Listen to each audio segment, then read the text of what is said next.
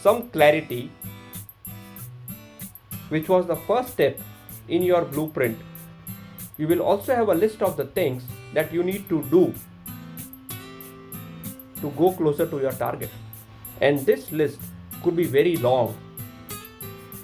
And looking at the long list, you might not even start doing anything. It might scare you. So let's take a small example. Let's start building your list. So maybe your goal is taking a job with the largest multinational in the world. Let's say it could be Facebook, Amazon, Nestle, McKinsey, BMW, maybe Microsoft. And when we break this long-term goal into short-term goals, we get a list of activities in front of us. For example, the first step could be getting an internship at a firm that is in a similar industry as your dream company, gathering more knowledge about these companies. The third step could be networking with people who can help you approach the similar companies where you want to do your project.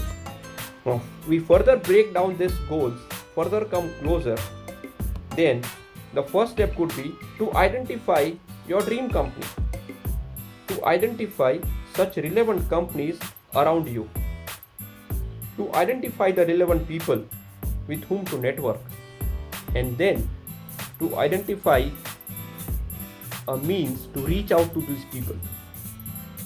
And if you are able to prepare such a map, you will realize there are many non-productive activities on the list.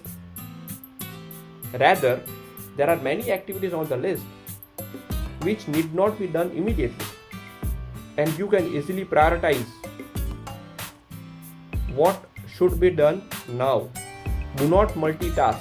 Do not try to do everything together. Multitasking is screwing more things than one thing at a time. So when you have the list of activities, you should be able to identify the one thing that you have to do right now. And then it has a domino effect.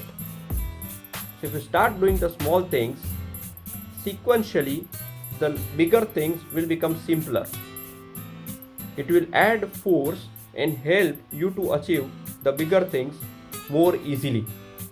So the fifth commitment that I want you all to make is identify the one thing that you have to do today that will take you closer to your target.